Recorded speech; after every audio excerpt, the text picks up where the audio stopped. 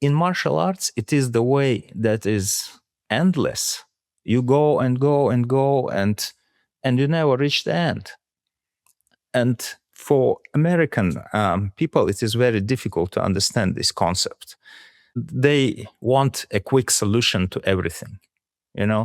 I want to know the answer right now. Give me the answer. You're a professor, give me the answer. You know the answer, give me it right now. And it is not that it matters that for this answer, I walked maybe 10 years. And this is why I know the answer. I was living through my life and through these questions 10 years to get the answer. And that's why the answer is mine. My guest for this episode is Marat Iliyasov, a lifelong martial artist, Jujutsu instructor, and a professor of political science at the College of Holy Cross. Marat grew up in the Soviet Union, where martial arts were once restricted and often practiced in informal or semi-underground setting. That experience shaped the way he sees training, not just a physical practice, but a path of discipline, character, and personal development. What makes the conversation interesting is how Marat connects martial arts with international politics, education, and human behavior. Through his teaching, he explored martial arts beyond fighting as a way to understand discipline, conflict, respect, and the lifelong process of walking the way. In this episode, we talk about his early training, what martial arts looks like under political restriction, how dojo value can apply in a classroom, and why training never really ends. Let's get started.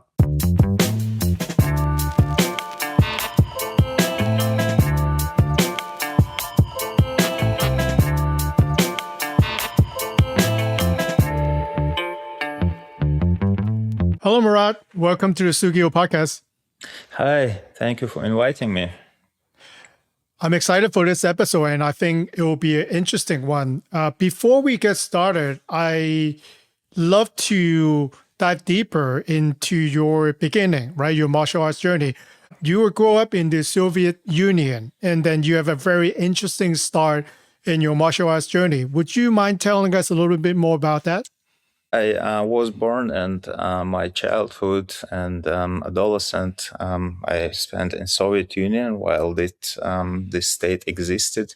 So I was born in late 70s, and martial arts were not allowed in the Soviet Union by the state. So my journey in martial arts began actually quite early, and it was I was introduced to martial arts by my father at the age of 5, maybe. And it was, of course, not in an informal environment because, as I said, Soviet Union did not allow to study officially martial arts. So martial arts were forbidden. I practiced a little bit under supervision of my father, basics of karate. And then I began going to the schools of judo. Then it was already in 80s, and the policy of opening came up with the last leader of the Soviet Union, Mikhail Gorbachev. And this policy also allowed some small trickles of information from different parts of the world about martial arts, and new schools started mushrooming all around, and I joined one of the schools of wushu, and this school also had one line of kickboxing and another line of taekwondo. So I started with wushu, and then I transitioned to kickboxing and taekwondo under different instructors. So I was with this school for quite a while, and even though the practice, as I said, it was all new to the Soviet Union, so there was no much of experience. It was very raw, so it wasn't institutionalized yet. Sometimes information that our instructors would share with us was also very basic, and I do not actually know where they would get it from, but nevertheless, despite the fact that they didn't have the possibility to study martial arts from the proper instructors through in a proper school, my instructors, they had really amazing martial skill. So I gained a lot from these schools. I think for the beginning of my martial arts journey, it was a good foundation. Yeah, that was a really interesting story. So I guess when you were practicing with your father, so it's kind of like the early days of Okinawa karate. You practice in secret, right? So you're inside of your home, and then no one knows about it, right? You're not allowed to tell everyone. Does that make people wanted to learn it more? Or do you think as, a younger Marat, learning that the information that you're getting is so limited, does it spark your curiosity better than versus right now, with YouTube, with everywhere? So does that, you think, is that the right mindset I'm trying to suggest here? Like, because it's so limited, you want it more? That happens under usual circumstances, but I'm not sure when in life this balance occurs, because for kids it's different, so if you look at the kids today, whatever you limit them in, they do not care much. All they care is, I don't know, like playing with cell phones or tablets or whatever, so they're not interested in other things. So but at certain point of life, this kind of balance happened to me actually when it was my home country, Chechnya, was at war with Russia after the collapse of the Soviet Union. So in 1991, the republic I was born in, the part of the Soviet Union, decided to declare independence, same as other republics of the Soviet Union. But as it was a part of Russia rather than the part of Soviet Union, Russia didn't take it well, and it started war. And at that point, I was just finished school, and it was the time for me to go to college. And war deprived me of this opportunity to go to college. And this is when I actually felt this kind of feeling that you describe, when you do not have something, you want it. And sometimes I tell my students, in college, like, you guys are very privileged. Not many people in the world in general have the opportunity to study, let alone to study in privileged college and such an elite college as you study in. But in general, to get higher education. And it was me who was deprived of such opportunity as well. And then it was also mostly for me to create these opportunities so I could compensate myself later in life, with the education. Mm-hmm. So I don't know if, answering your question, if at the point when my father introduced me to basic karate, if I had these feelings, I think it was more like a little bit of excitement of a young kid, like playing with a little bit of martial arts. And then it was maybe not laziness that would also be a big struggle for me. Like whenever my father would nudge me and encourage me to go and do my morning run and train with him. So it was mixture of feeling. Anyway, it was the beginning, and it was a good foundation basis, which actually sparked my interest. Without this, probably my path would go different way. Thanks for sharing that. Let's talk on the academic side. You are a professor in a university specialized in international politics. From the writing that you sent me on the show notes, you mentioned that international politics and martial arts are connected. For listener out there, What is one example people wouldn't expect for something like that? Well, the whole world is interconnected, and if you think hard enough, you will find connections with very unexpected things. And in terms of martial arts and politics, I probably unconsciously started searching for these connections because I'm a practitioner of martial arts and my education is in politics. So when I proposed this course for the college where I'm teaching, the College of the Holy Cross, I actually didn't propose this connection in the political science department. I had to incorporate this element of international politics into martial arts. But in general, talking about the interconnectedness between martial arts and international politics, one can think about historical episodes like, for instance, boxers uprising in China, right? So it's obviously there is a connection, and boxers were everyone in China who would practice martial arts. That's the understanding of who is boxer at that time in China.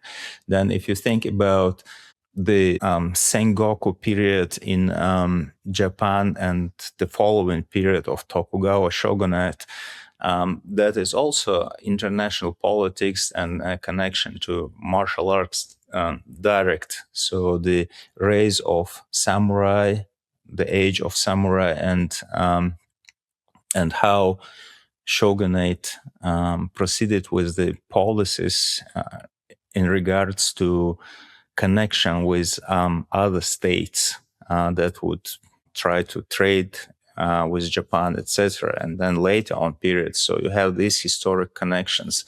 Then if you think about modern days, so today martial arts and popularity of it is largely evolved because of UFC.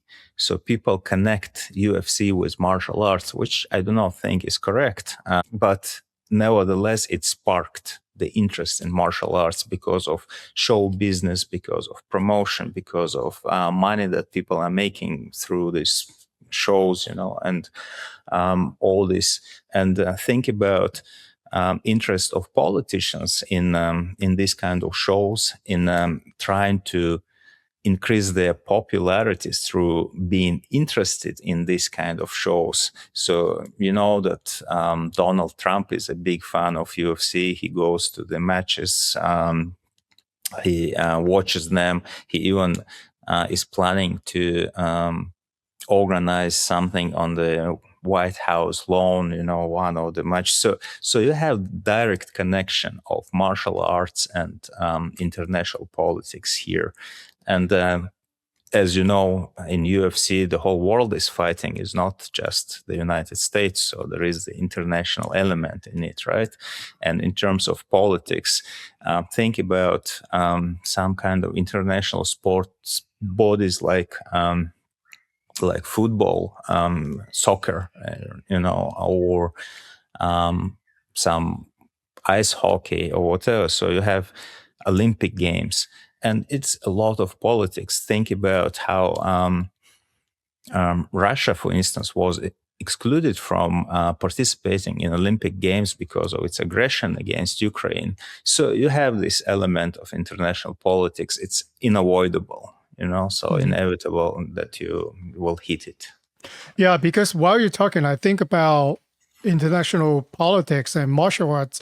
What I can think about that both sides have is power, right? And then you have conflicts, and then obviously you have the authority.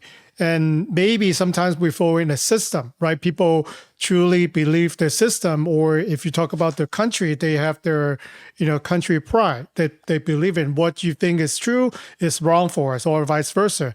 Kind of like what we do when we talk to people about Jujutsu. They think they're the best. When you talk to people in karate, they think it's the tradition. So they each have their philosophy. There's no right or wrong. But then it becomes conflict, right? Then you fight each other. And then when you come to the country by itself, they start bombing each other. So How has your martial art training influenced how you think about all this topic, that could change the political side for your academic teaching? Several things that that are connected in between my training in martial arts and between my career in higher education. So obviously, I have some application of qualities that I have acquired through martial arts training in the way that I approach my teaching. So, for instance, one of the qualities that I think I should be grateful to my training in martial arts, starting from the very early age. So maybe it is my father who should be mentioned in this. So discipline, right? And martial arts encourage this quality. You have to be a very disciplined person if you train in martial arts. And this discipline I apply in other aspects of my life as well, including preparations for teaching, including teaching itself, or trying to be at least meticulous with everything that I do. One thing that I learned from my later time sensei, to whom I'm grateful the most, my Jujutsu sensei from Scotland, Sensei Archibald Higgins. He's 8th Dan Jujutsu sensei. When I was training under him, he was 6th Dan, and he is amazing coach. He's amazing teacher, amazing sensei. He trained me in so many different aspects, and when I was uncertain about my skill yet, so I was already black belt, and I was very unwilling to take a charge of the class, and he would encourage me, like, you have to go and teach them, and I was like, but I do not have, I'm not good enough, and this kind of mentality. And he would encourage me, and he actually pushed me to do that, So thanks to him, I acquired this teaching qualities in a way.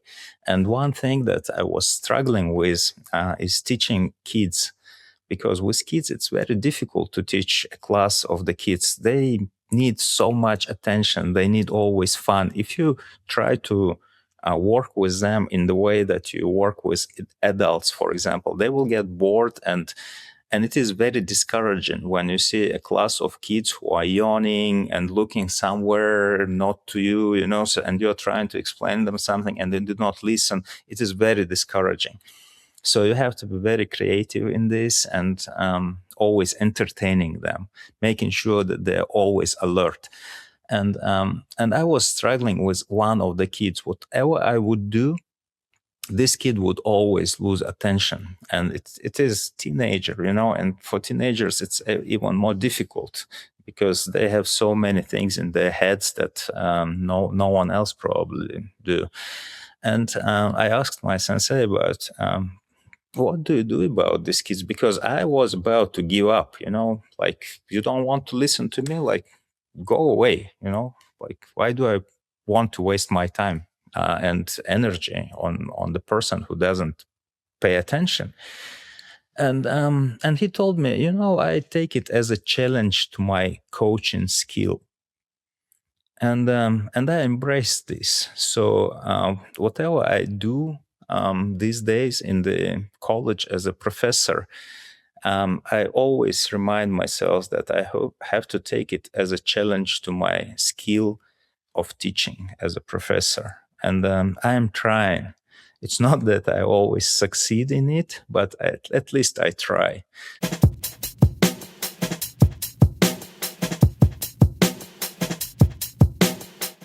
Let's talk about the course, right? Your course is International Politics and Martial Arts.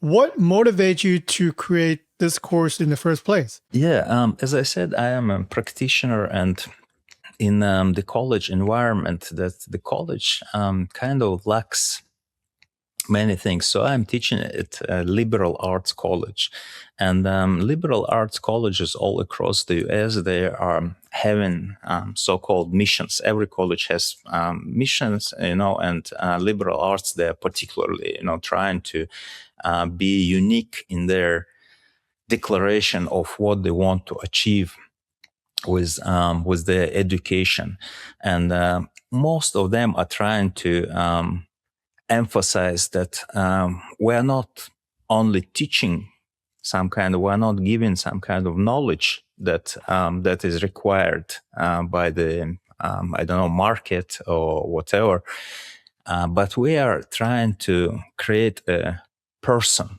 the whole person who would get some values from us, who would be a good citizen, who would be a honorable, who would have some integrity, and all this. And all these qualities are actually what you get from martial arts, from practicing and studying martial arts.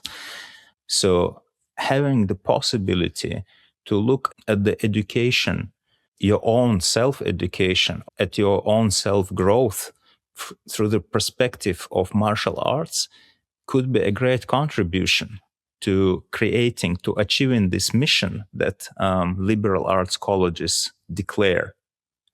One of the motivations why I wanted to propose this course. And of course, I also wanted to propose this course because it is of my interest, because I know about martial arts, and I want to share this knowledge, because I think that through sharing this knowledge, I also contribute to creating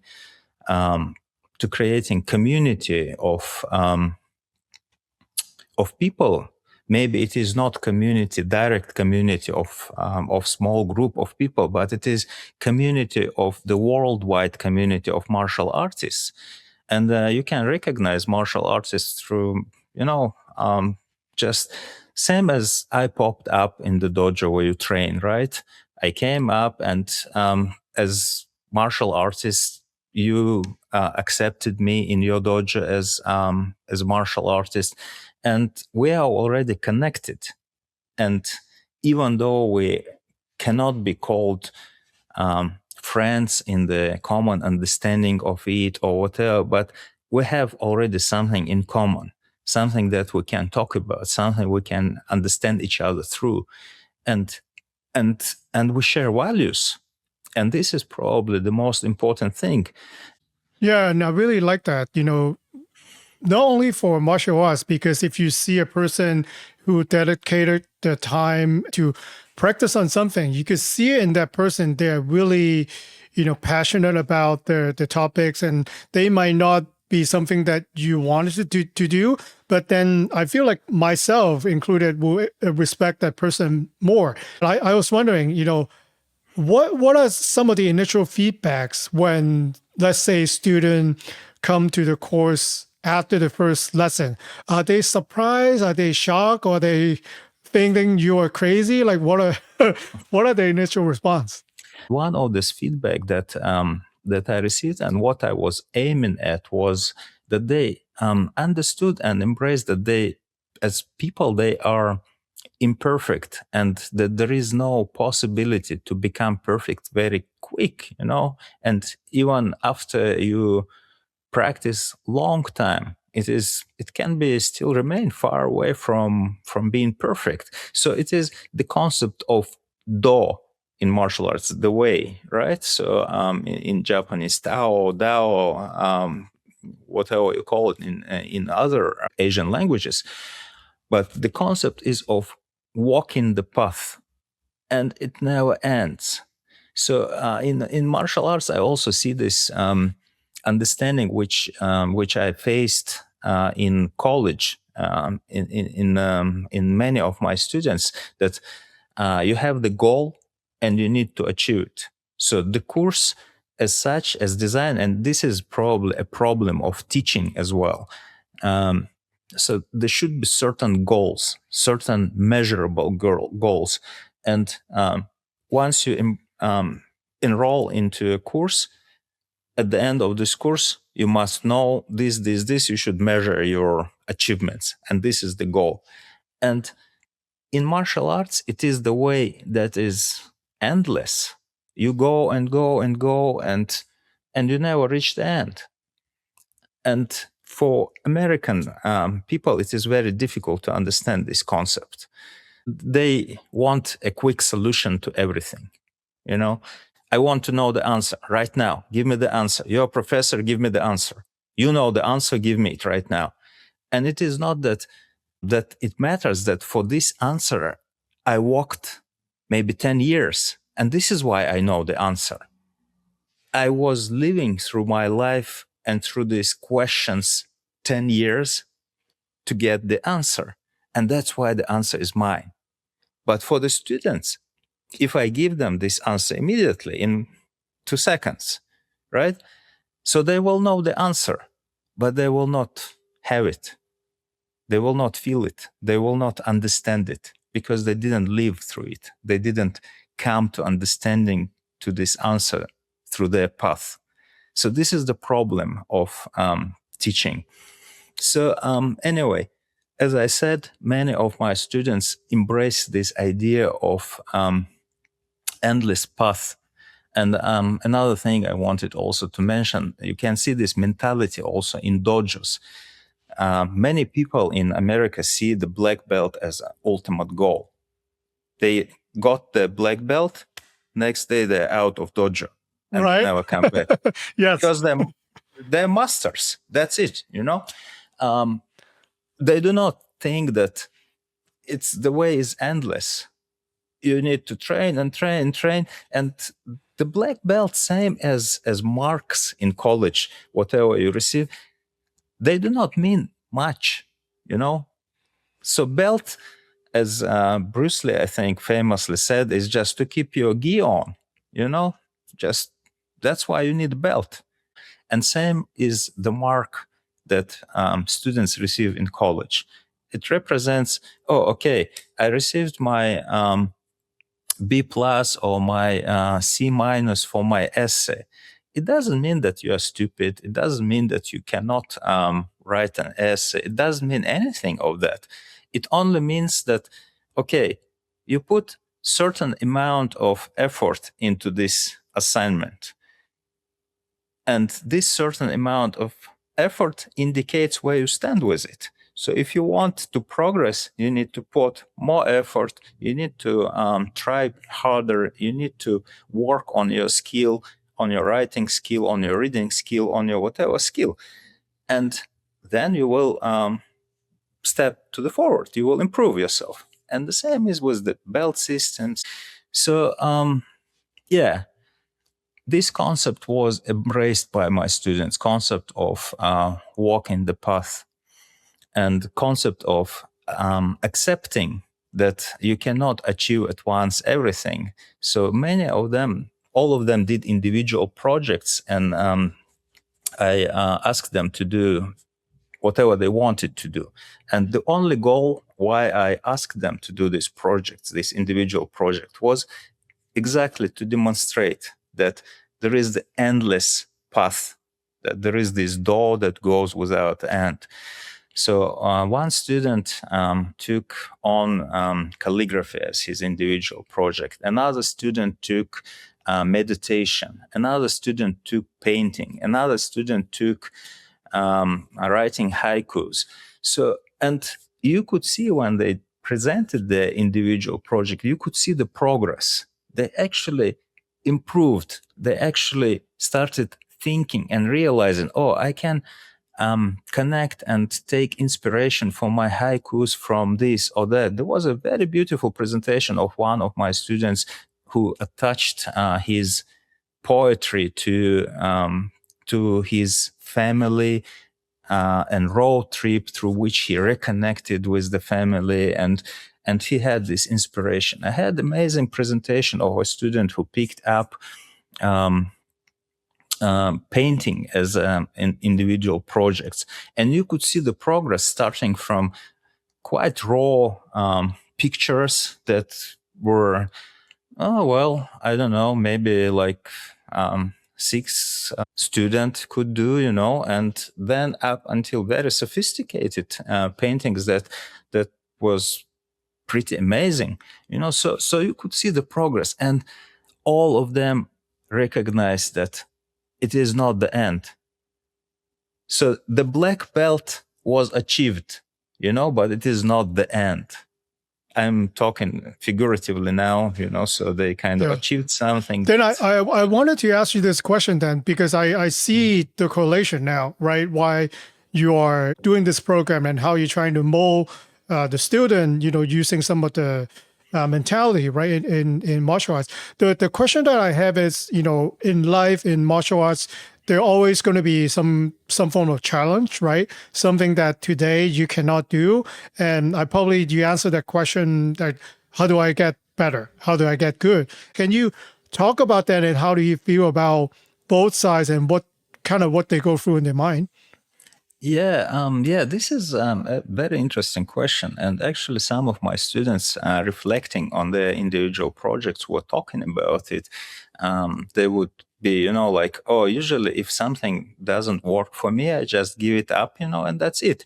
But as it was my requirement, it was part of the grade, and this is what motivates students. And this is what also surprises me a lot, because they do not motivate themselves by being interested in something. It is great that you need to put them in. You must, assign them. Yeah. And this is also what surprised me a lot, because me being from originally from totalitarian state, I always wanted freedom and everything, and I see in students that they want dictatorship. They want somebody That makes sense. to Yeah. rule them, to tell them, okay, Carrot and a stick. yeah, exactly, yeah. So because it was part of the grade, they had to go ahead with it and be consistent. It was my demand that they do the individual project consistently every day for 30 minutes.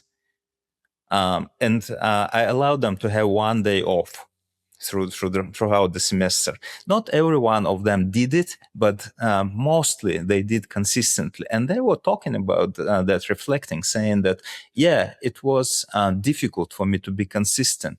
I wanted to give up. I wanted to do, but then I kind of rediscovered myself in doing this and finding pleasure in it, and that what helped. So this very same thing is in the practice of martial arts. Some people come to the dojo, they try one time and they see that, oh, it's difficult.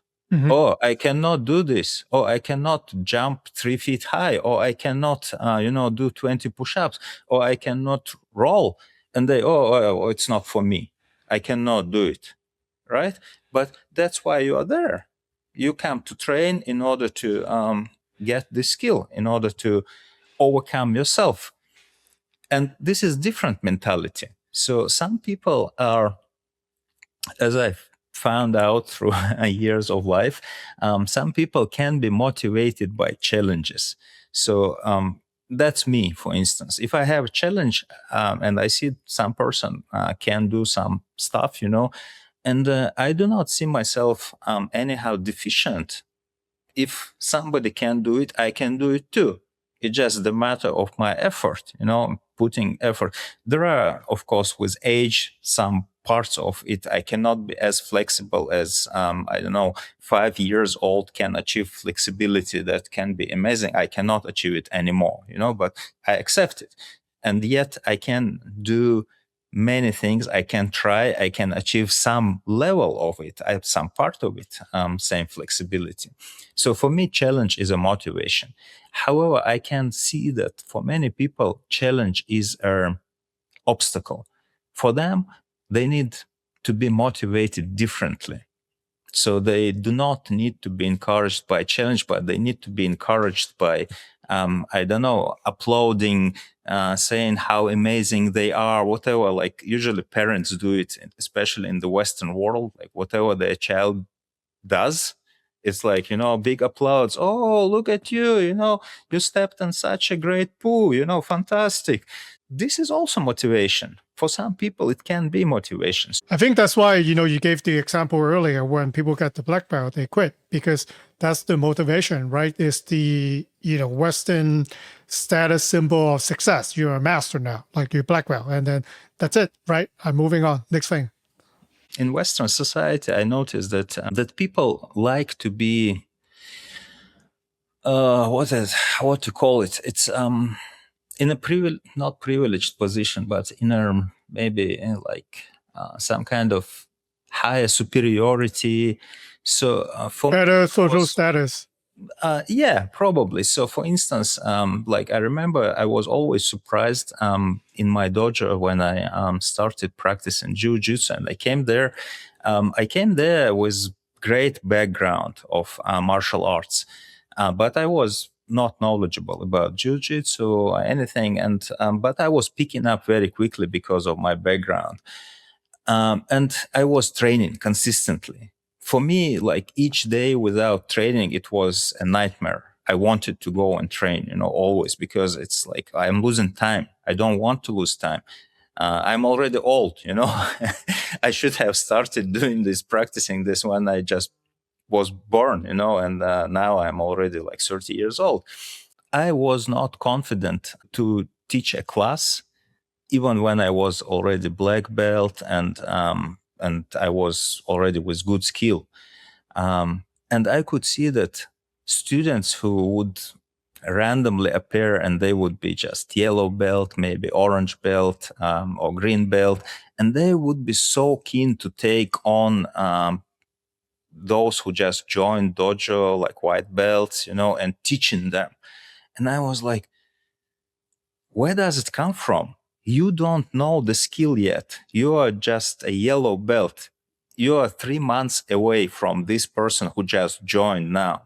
You don't know anything. And you are still keen to go and teach. And this is a very American thing, I believe. So in this sense, yeah, it probably psychologically, it gives a sense of being better, sense of having some kind of something that other person does not. And it places you into a higher position. And yeah, so this is another thing that, and it can be connected to motivation as well, in a way. So what you're saying, and going throughout the course that you have developed, so someone can actually develop a martial artist mindset without practicing physically, right? Right. Yeah, that's exactly was the goal. I had few students who practice martial arts. Mostly Brazilian Jiu-Jitsu, which is most popular today, and. As for me, again, in my view, Brazilian Jiu-Jitsu is not martial arts. It's a sport. It's a good sport. It's a good way to train, but it's not martial arts. It's same as wrestling. It's same as maybe judo, but it's not martial arts. Why do you say that? Well, because the basic line is that they compete, and this is for it's for boosting your own ego. And martial arts are not designed to boost your own ego. They are to boost your humility, actually, rather than ego. It's not to say that there are there are not good martial artists in BJJ. There are many, and there are many with good mentality of martial artists in this discipline as well. But it just, my view to this, and other people can have different views about this. So what I was saying is that I had a few students who practice BJJ, and some of them had good attitude, good mentality, and I had met some people who practiced traditional martial arts that are martial arts, that are traditional jiu-jitsu, traditional karate, and non-competitive style. And I could see that they are not martial artists, actually. They are practicing martial arts, but they do not have this aspect of spirituality, aspect of philosophy, aspect of nurturing these values that every martial artist should nurture. Do you think that's hard to develop? Because obviously, it takes a certain mindset, or when you say that, they might not even thought about that at all. Maybe it wasn't taught at wherever they learn the skills. Like, is this something that's hard to develop, or like in your view, what does it take to have the martial artist mindset? Yeah, I think it is not easy to develop. So, as I said, I had some students who came to me and who had already this mindset, and I was actually amazed by these qualities that these students demonstrate. I had majority of the students who came to me and who acquired something from me from this course.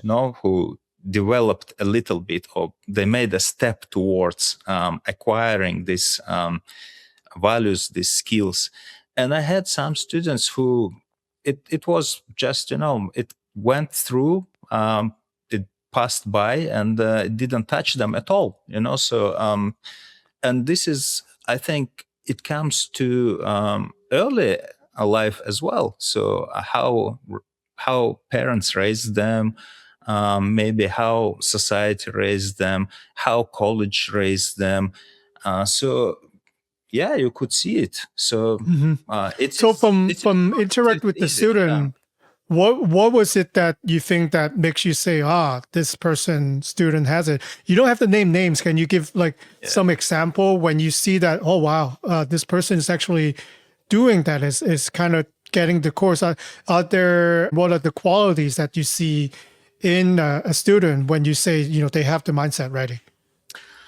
One of the first things that I value, there is integrity and or honor. I can give you an example of so the last class actually that I had, I asked them to evaluate their work in the class. So you self-evaluate yourself. What do you think you deserve as a mark, and explain it. Why do you think you deserve this mark? And I know as well, because I've been in this class together with them, and I know what input they had given in this class. I know what effort they put into preparation for this class. I could see everyone who was sitting during the class at the computer and doing something different while their colleagues, while their students were presenting. And it is so disrespectful, and I could see every one of them. I could see those people who were always attentive and following and, being getting every word, trying to squeeze every precious drop of a juice from this class. I could see those as well.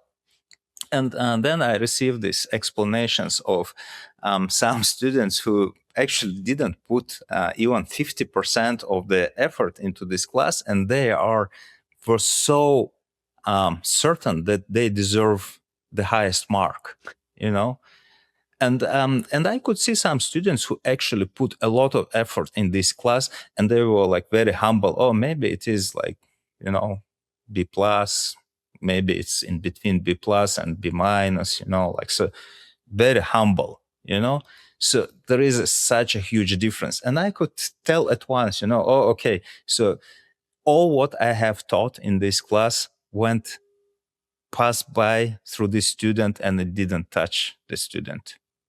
You could see that there was any sense of integrity or honor or whatever. All they wanted is a good grade. And they didn't put even effort to get this good grade. And I could see others who actually wanted to get something out of this class, not just a grade. And they didn't care much about this grade, which actually is important to some extent, because maybe they go to a graduate school or whatever, so it can, affect their overall grade. So yeah, this is one of the examples that shows how student can be measured if he is a martial artist or if he's not. Mm-hmm.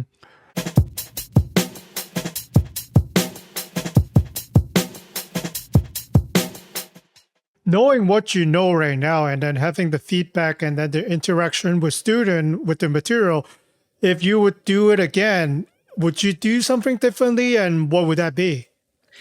Yeah, I think I would do differently because I feel that my struggle to encourage these qualities and values in students do not go very well with everyone in the class.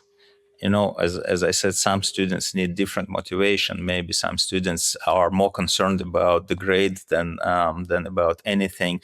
So some students are very anxious because of whatever, their life, COVID, whatever happened, whatever you blame, So there are so different variety of students, and they are not so much open to try new things. They are not so much open to embrace and trust professor. And this is quite common. I spoke to many professors, and they feel the same. That students do not trust. When you say just don't worry about the grade, try to enjoy the assignment, try to go the way, try to savor all the moments on your way towards this whatever goal it is. Enjoy the process. And they know I want to have exact instructions, what to do and what will give me A. So I will need to incorporate this element, which is in my traditional courses. And I try to step away from it in this course that I have developed and introduced last semester. So I will need to bring it back. So this is, in my view, is unfortunate development, but I cannot get away from it. Yeah, I think this is part of what the system, the education system, especially in the US, right? You have to take a certain course, you have to get a certain grade if you want to be X, right? Or if you want to be, kind of like the social status right now, you got to be doctors, lawyers. Those are the top two. And by going there, you need to take all this.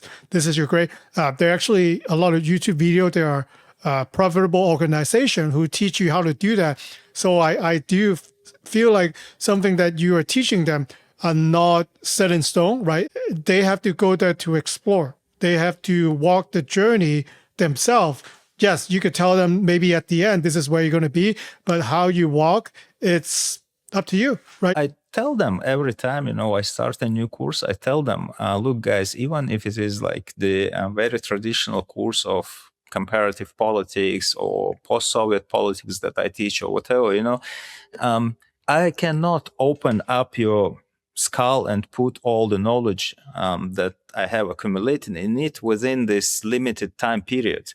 It is impossible. If you think about the topics that we're going throughout the semester, each of these topics deserve the separate library. And we are just having 1 week of this topic. So it just scratching the surface. And I always tell them the quote of Bruce Lee saying that I cannot teach you martial arts. I can show you the path. That's it. Because you have to walk your way yourself. But I can tell you, okay, this is the direction. And this is what pretty much every course is doing, like traditional or non-traditional. We have just 3 months of teaching. Yeah, so it's 15 weeks. 15 weeks of teaching. And during these 15 weeks, you try to cover a wide variety of different topics. What does it mean? It means just you're scratching the surface, nothing else. You cannot give student profound knowledge. Even to get the black belt, you have to train long, right? Like 4 or 5 years, 10 years, whatever it takes. Every student can take a different time in achieving this. It doesn't come in one semester.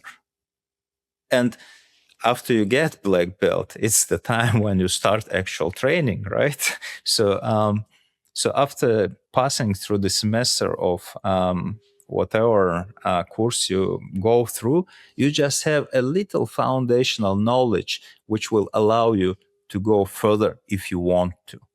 nothing else. And students do not understand it. For listener who wanted to learn more about what you do and connect with you, what would be a good way to reach out?